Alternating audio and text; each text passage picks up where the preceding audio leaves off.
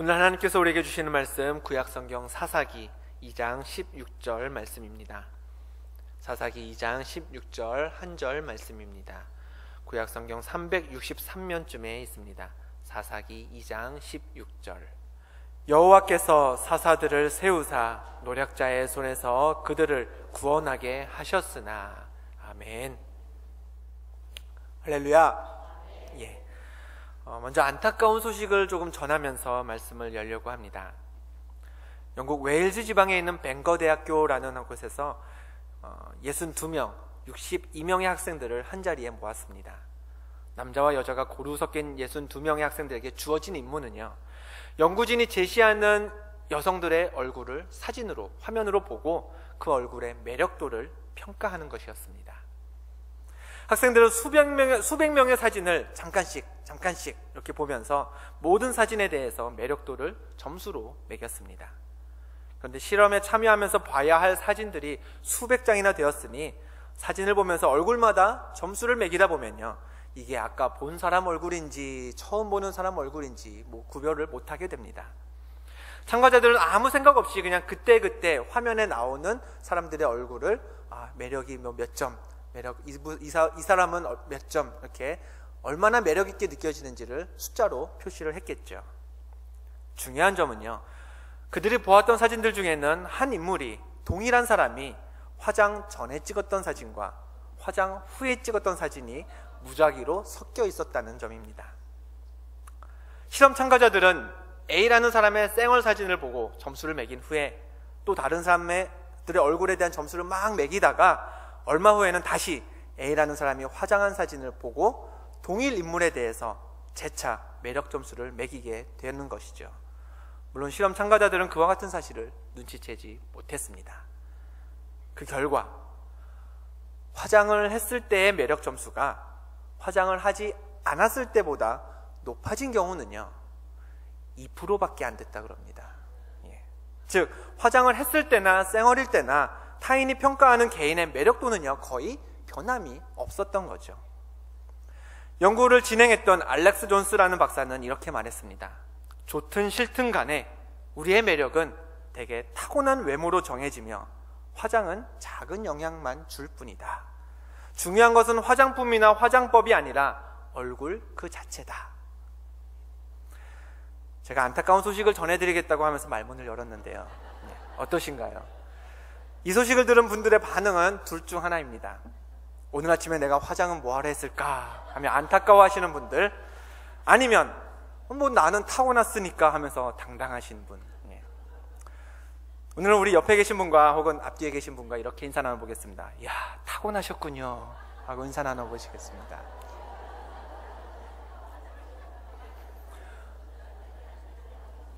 우리가 하나님의 존귀한 백성이 된 것은요, 화장을 잘하거나 스스로를 예쁘게 잘 꾸몄기 때문이 아니라 애초부터 하나님의 자녀로 타고났기, 존귀한 자녀로 타고났기 때문입니다. 이 시간 하나님의 말씀이 주는 은혜를 나누면서 우리를 존귀하게 하신 하나님만 내 삶의 주인으로 삼겠다, 그렇게 결단하게 되는 그런 귀한 시간이 되시기를 주님의 이름으로 부탁드립니다. 이스라엘 민족이 출애굽을 시작했던 그 순간부터 이스라엘에는요, 리더가 있었습니다. 애굽에서부터 40년간 이스라엘 민족을 이끌며 가나안 직전까지 맡은 소임을 다했던 모세의 뒤를 이어 이스라엘을 진두지휘하면서 가나안에 거주하던 이방 민족들을 물리치고 성공적인 가나안 정착을 이루었던 여호수아가 바로 이스라엘의 리더들이었습니다. 그러나 성경 여호수아서를 지나서 다음 책인 사사기에 이르면요, 분위기가 사뭇 달라집니다. 사사기는 그 첫 말씀 1장 1절 말씀이 이렇게 시작됩니다.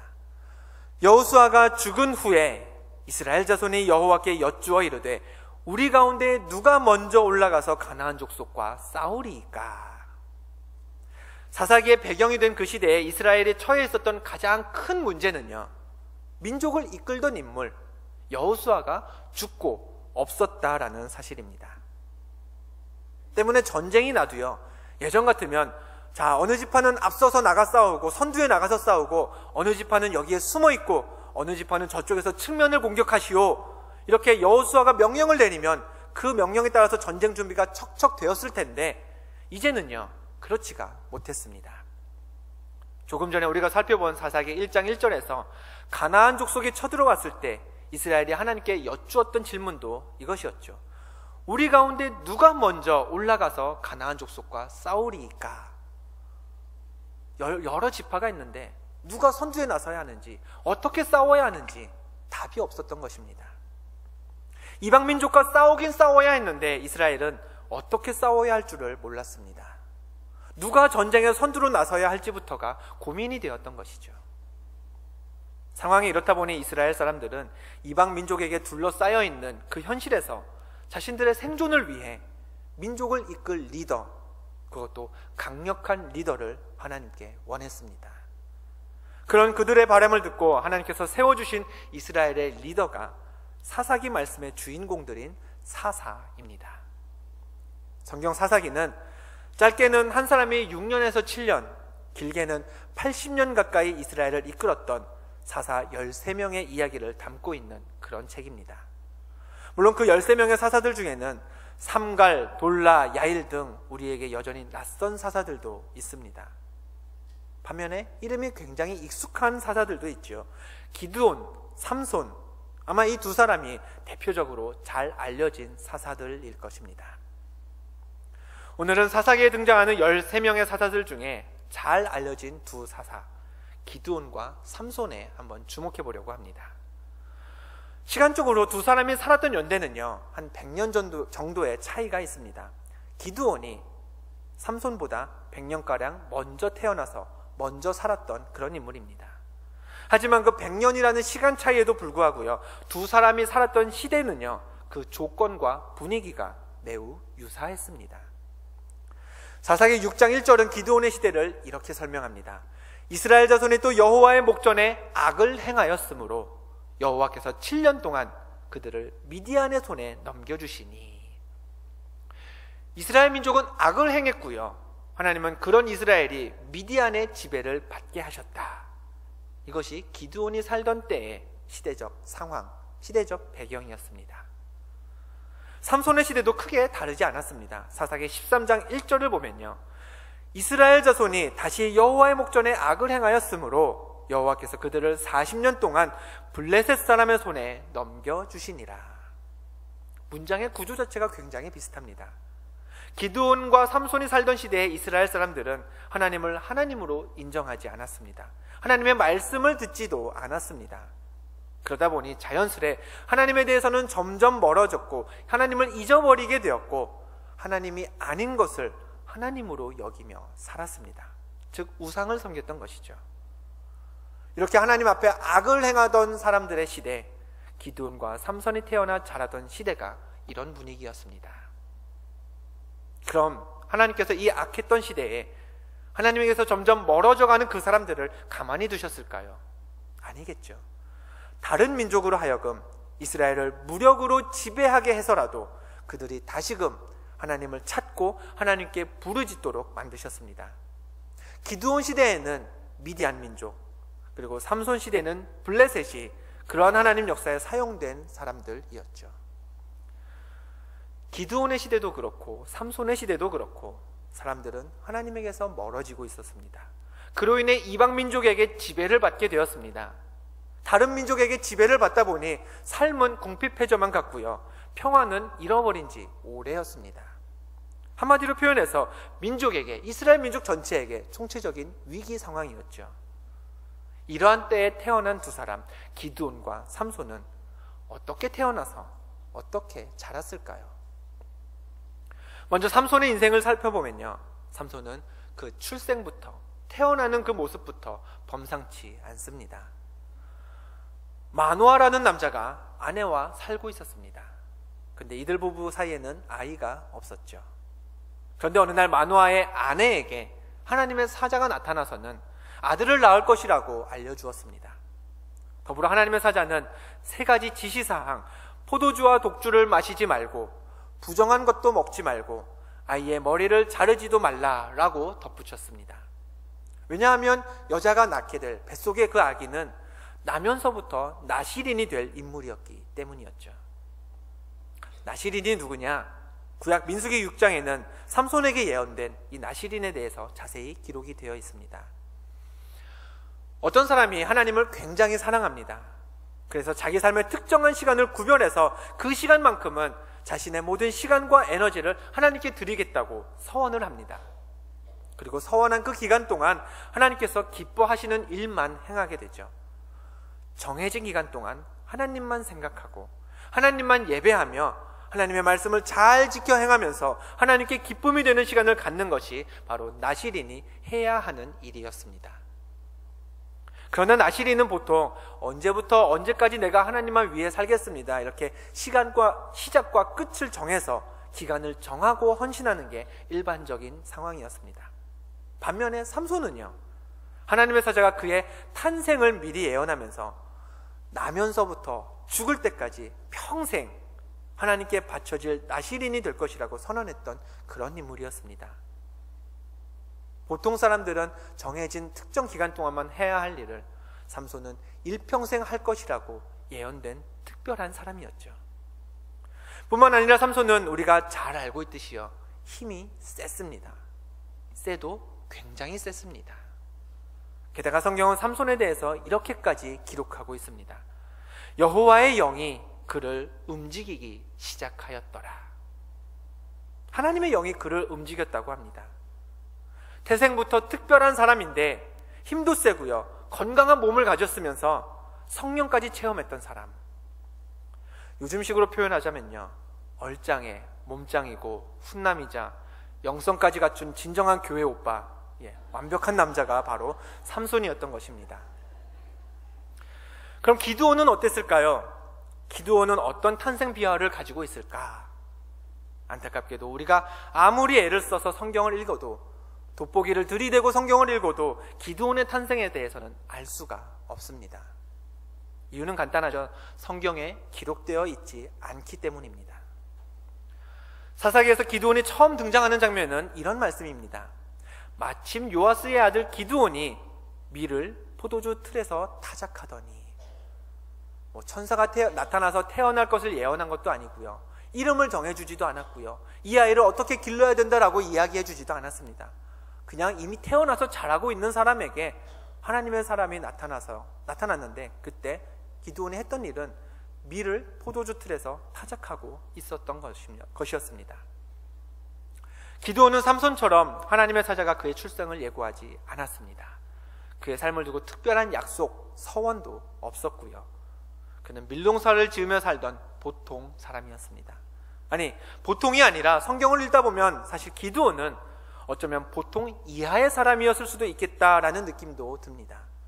농사짓던 기드온에게 어느 날 하나님의 사자가 나타나서 너는 이스라엘을 미디안의 손에서 구원하거라 라고 전했을 때요, 기드온은 깜짝 놀라면서 이렇게 대답했습니다. 주여, 내가 무엇으로 이스라엘을 구원하리이까?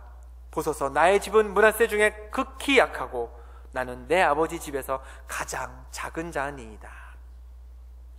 기드온이 실토한 내용이 맞다면요, 그 내용에 근거한다면요, 그의 가문은 조상 대대로 별 볼 일이 없는 집안이었습니다. 더군다나 기드온 자신은 그런 식구들 중에서도 가장 작은 자, 가장 능력이 없는 사람이라고 스스로를 여기며 살았습니다. 정말 그랬는지, 아니면 기드온이 원래 소심한 성격에다 자신감도 없어서 스스로를 과소평가하며 살았던 것인지는 알 수 없지만, 어찌되었든 기드온이 민족을 구할 만한 그런 깜이 안 되었던 인물임에는 분명해 보입니다. 이처럼 삼손과 기드온 두 사람의 출생은요, 극과 극이었습니다. 한 사람은 태어나기 전부터 이미 대단한 사람이 되리라는 예언을 받았고요, 태어나서는 특별한 사람 나실인으로 자랐습니다. 또 하나님의 영을 체험했죠. 하지만 다른 한 사람은 어떻게 태어났는지도 모릅니다. 보잘것없는 집안에서 평범하게 자랐습니다. 하나님의 사자를 만났을 때에는요, 의기소침해 있었고 자신을 과소평가할 수밖에 없는 그런 환경에서 살고 있었습니다. 그런데 이렇게 다른 두 사람이요, 비슷한 시대를 살았습니다. 사람들이 악을 행하고 다른 민족의 지배를 받던 비슷한 시대를 살고 있었죠. 그렇다면 두 사람이 그 어두웠던 시대에 사사로서 하나님의 부르심을 받은 후에 그 부르심에 응답하는 방식은 또 어땠을까요? 서로 비슷했을까요? 아니면 달랐을까요? 오늘 여러분과 함께 살펴보고자 하는 점이 이 부분입니다. 악한 시대에, 그래서 이방 민족의 지배를 받던 시대에 사사 기드온은, 또 사사 삼손은 어떻게 사사의 역할을 감당했을까? 어떻게 하나님의 사람으로서 일했고 그 업적들은 무엇라고 평가를 받고 있을까? 이 시간에 성경 여러 구절을 함께 한번 찾아보면서 두 인생의 특징을 도출해 보도록 하겠습니다. 먼저 몸짱이자 훈남이고 영성까지 훌륭했던 삼손에 관한 말씀 몇 구절을 화면을 보고 함께 읽어보려고 합니다. 그런데 이 말씀들을 잘 보시면요, 말씀들 속에 묘한 공통점이 있습니다. 함께 읽으시면서 그냥 읽지 마시고 그 공통점을 찾아보면서 차근차근 말씀을 읽어보도록 하겠습니다. 말씀들이 화면 자막에 준비되어 있습니다. 우리 같이 한번 소리내서 읽어보겠습니다. 먼저 사사기 14장 1절 말씀입니다. 시작. 삼손이 딥나에 내려가서 거기서 블레셋 사람의 딸들 중에서 한 여자를 보고, 14장 7절입니다. 그가 내려가서 그 여자와 말하니, 이어서 15장 1절, 삼손이 그의 아내에게로 찾아가서 이르되 내가 방에 들어가 내 아내를 보고자 하노라 하니, 16장 1절입니다.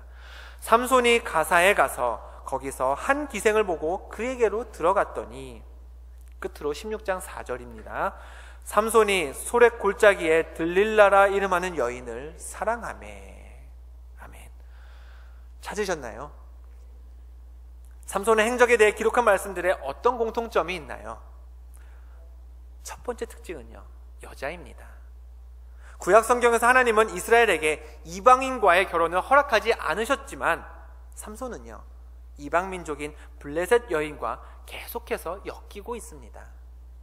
한 여자를 보았다, 그 여자와 말했다, 기생을 보고 들어갔다, 들릴라라는 여인을 사랑했다, 이렇게 삼손에 대한 사사기의 말씀들을 살펴보면요, 이방 여인들과의 관계를 빼고 나면 별로 남는 게 없을 정도로 삼손은 블레셋 여인들과 계속해서 해프닝을 만들어 갑니다. 그리고 또 하나 사실은 더 중요한 특징이 있습니다. 눈치를 채셨는지 모르겠지만 자막마다 다른 색깔의 글씨들이 있었죠. 삼손에 대해 기록한 모든 말씀의 주어가 삼손이었다라는 사실입니다. 삼손이 어디를 갔다, 삼손이 무엇을 했다, 삼손이 뭐라고 말했다. 성경에 기록된 삼손의 행적에는요, 그 말씀에서 문장의 주어가 삼손으로 정해져 설정되어 있습니다. 그럼 이런 궁금증이 생깁니다. 아니, 그럼 삼손이 이야기를 하는데 삼손이 주어가 되지 않으면 어떻게 삼손에 대해서 얘기할 수 있습니까? 일리 있는 질문이죠. 그런데요, 기드온의 인생을 살펴보면 그 궁금증이 해결이 됩니다. 기드온에 대한 성경의 기록들은 이렇습니다. 이번에도 우리 화면을 보면서 같이 함께 읽어보도록 하겠습니다. 사사기 6장 14절 말씀입니다. 시작. 여호와께서 그를 향하여 이르시되 너는 가서 이스라엘을 미디안의 손에서 구원하라. 6장 25절입니다. 그날 밤에 여호와께서 기드온에게 이르시되 내 아버지에게 있는 바알의 제단을 헐며 그 곁에 아세라상을 찍고. 7장 2절 3절 말씀입니다. 여호와께서 기드온에게 이르시되 너를 따르는 백성이 너무 많은즉 누구든지 두려워 떠는 자는 돌아가라 하라 하시니. 7장 7절 여호와께서 기드온에게 이르시되 내가 이 물을 핥아먹은 300명으로 너희를 구원하며 미디안을 내 손에 넘겨주리니. 7장 9절입니다.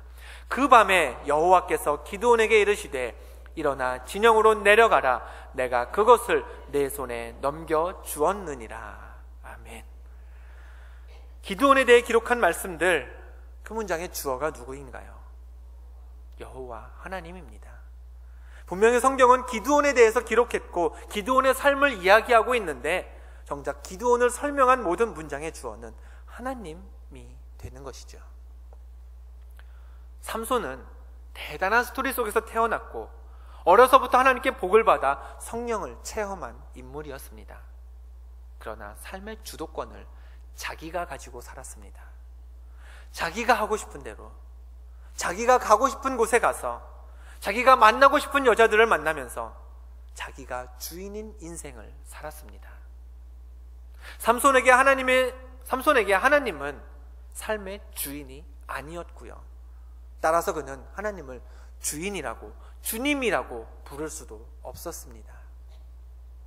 그러나 보잘것없는 가문에서 태어난 평범한 사람 기드온은요, 달랐습니다. 여호와께서 이르시되라는 성경의 기록대로 기드온은 하나님께서 말씀하시면 들었습니다. 하나님께서 말씀하시면 그대로 지켜 행했습니다. 하나님께 삶의 주도권을 드렸고 하나님께서 주인이 되시는 그런 삶을 살았던 것입니다. 환경과 조건이 비슷한 시대를 살았지만 삼손과 기드온은 이렇듯 서로 다른 방식의 인생을 살았습니다. 그렇다면 이 두 사람의 인생에 대해서, 두 사사의 삶에 대해서 하나님의 역사는 어떻게 평가하고 있을까요? 역사적으로 한 인물의 삶이 어떤 가치가 있었나, 이 사람이 했던 일이 어떤 영향력을, 어떤 발자취를 세상에 남겼나, 보통 그 인물이 죽은 다음에 평가하기 마련입니다. 삼손과 기드온도 마찬가지였죠. 두 사람의 인생 역시 두 사람이 죽은 이후에 하나님의 관점에서 평가를 받았습니다. 먼저 기드온의 생애에 대한 평가는요, 사사기 8장 28절 말씀에서 확인할 수 있습니다. 미디안이 이스라엘 자손 앞에 복종하여 다시는 그 머리를 들지 못하였으므로 기드온이 사는 40년 동안 그 땅이 평온하였더라. 우리가 앞서 살펴보았듯이 하나님은 이스라엘이 악을 행하였기 때문에 미디안 손에 이스라엘을 넘겨주셨습니다. 그런데 성경은 8장 28절 기드온의 삶을 평가하는 그 구절에서 기록하기를 기드온 때에 오히려 미디안이 이스라엘에게 복종하였고 이스라엘 땅은 평온했더라고 기록하고 있습니다. 기드온이 없었을 때와 기드온이 일하기 시작한 이후에 상황이 바뀐 것이죠. 기드온이 이스라엘 지도자인 사사로 있으면서 악을 행하던 이스라엘 민족이 달라졌다라는 이야기이고요. 하나님을 노엽게 해서 미디안의 지배를 받던 이스라엘이 기드온으로 말미암아 하나님을 기쁘시게 했다는 뜻이 되기도 합니다. 더 정확히 얘기하면 기드온의 삶의 주어가 되시고 주인이 되시는 그 하나님께서 작고 평범했던 사람, 그 기드온을 통해 일하심으로 말미암아 이스라엘 민족이 회복되었다는 중요한 사실이 기드온을 평가한 이 한 절의 말씀에 담겨 있는 것입니다. 그럼 삼손의 인생에 대해서는 성경이 뭐라고 기록하고 있을까? 사사기 16장 31절 말씀입니다. 그의 형제와 아버지의 온 집이 다 내려가서 그의 시체를 장사하니라. 삼손이 이스라엘의 사사로 20년 동안 지냈더라. 그냥 20년 동안 사사로 지냈더라. 그리고 끝입니다. 굉장히 평범합니다. 삼손의 출생에 대한 그 장황한 이야기들에 비하면 태어나기도 전에 하나님의 사자가 잉태할 것을 예언했고 어떻게 살라고 가르쳐 주셨고 그런 장황한 이야기들에 비하면요, 삼손의 죽음은 아주 단순하게 한마디 기록되었을 뿐입니다. 20년 동안 일했다. 심지어는 뭐 잘했다 못했다라는 평가도 없습니다. 그냥 삼손이라는 사람이 있었더라, 이게 다인 거죠. 삼손이라는 사람, 성경에서 특별한 출생 스토리를 가진 몇 안 되는 사람 중에 한 사람입니다. 삼손처럼 태어나기 전에 어떻게 살라 잉태가 예언되고 삶이 예언되었던 사람이 누가 있었나요? 예수님, 세례요한, 몇 사람 없습니다. 삼손은 그 중에 들어가는 손꼽히는 몇 명 중에 한 명입니다. 그런데 그런 삼손이 자기 삶의 주도권을 스스로 쥐고 있었습니다. 가야 할 곳을 갈 때, 만나야 할 사람을 만날 때 하나님께 묻지 않았습니다. 그리고 조용히 역사 속으로 사라졌죠. 바라기는 저와 여러분 모두의 인생이 삼손과 같지는 않았으면 좋겠습니다. 큰 포부를 가지고 훌륭한 출발점에서 시작을 하지만 내 힘으로 어떻게 해보려고 내 생각과 내 지혜로 판단하려고 애쓰다 보면 세상의 삶이 어떻게 되든가요, 결국에는 아쉬움이 남고 미련이 남는다는 것, 우리가 지금까지 살아온 삶을 통해 되돌아보면요, 아마 잘 알 수 있는 사실입니다. 내 인생의 주어는 당연히 내가 되어야지 생각하면서 하나님은 그저 세상 어딘가에 존재하신다는 것만 믿을 뿐 내 삶에 하나님이 개입하실 여지를 남겨두지 않는다면요, 우리 인생에 대한 평가 또한 삼손처럼 그저 안원섭이라는 목사가 있었다더라, 아무개 장로가, 아무개 권사가, 아무개 집사가 있었더라, 이런 평범한 기록밖에는 남길 수 없을 것입니다. 내가 살아가는 내 인생이지만 하나님께서 기드온에게 이르시되 라는 그 말씀으로 시작되는 기드온의 삶처럼 하나님께서 안원섭 목사에게 이르시되, 하나님께서 여러분 한 사람 한 사람에게 이르시되, 이와 같이 우리와 함께 하시는 하나님의 말씀의 자취가 우리 삶에 끊임없이 남겨져야 할 줄로 압니다.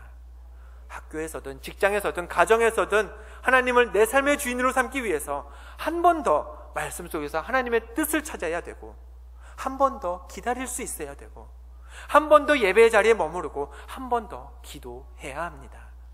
그러면 기드온에게 말씀하셨고 기드온을 움직이시며 사용하셨던 하나님이 우리 삶에도 개입하시고 우리의 삶을 평범하지 않은 삶으로 인도하여 주실 줄로 믿습니다. 오늘 본문 말씀을 다시 한번 읽어드리겠습니다. 여호와께서 사사들을 세우사 노략자의 손에서 그들을 구원하게 하셨으나, 사사를 세우신 분은요 하나님이셨습니다. 그리고 이스라엘을 이방민족의 손에서 구원하신 분도 사사들을 세우신 그 하나님이었습니다. 사사들이 구원한 게 아니었죠. 그러나 삼손은 하나님이 자신을 세우셨다는 사실을 잊은 채 자기가 주인인 삶을 살았고, 기드온은 늘 주눅들어 살던 평범한 농사꾼이었지만 하나님을 주인 삼아 늘 하나님의 말씀을 듣고 의지했습니다. 그렇게 살았던 두 사람의 인생은 후에 그 평가가 극명하게 갈렸습니다. 기드온은 이스라엘에 평안을 주었고요, 삼손은 세상에 아무런 영향력도 행사하지 못했습니다. 서두에서 말씀드린 것처럼 사람의 매력은 화장을 한다고 높아지지 않는다고 합니다. 그 사람의 본래 모습 자체가 바로 그 사람의 매력입니다. 우리가 가진 존귀함도요 그 무엇에 따라서 좌지우지 되지 않습니다. 하나님이 우리를 자녀 삼아 주셨으면, 천국 백성으로 받아주셨으면 우리는 존귀한 사람이 됩니다. 똑같습니다. 삼손의 인생이 보여주듯이, 기드온의 삶이 그 증거가 되듯이, 예수 그리스도의 제자된 우리들의 영향력은 우리가 무엇을 한다고 해서 더 강력해지지 않습니다. 도리어 내 생각보다 하나님의 생각을 물을 때, 내 지혜보다 하나님의 말씀에 귀를 기울이고 있을 때, 그리고 내가 주인 되기보다 하나님을 주인 삼아 살아갈 때, 그때 세상을 향한 우리의 영향력은 더욱 커질 것입니다. 우리가 주님이라 부르는 그 단어의 주인공 하나님을 우리 삶의 진짜 주인으로, 내 인생의 진실한 주어로 여기며 사시기를 부탁드립니다. 우리가 쉽게 주님이라고 부르는 그 호칭에 담긴 성도의 책임이 결코 가벼운 것이 아님을 기억하시면서 하나님의 존귀한 자녀로 일컬음 받으며 사시기를 주님의 이름으로 간절히 축원드립니다. 기도하겠습니다.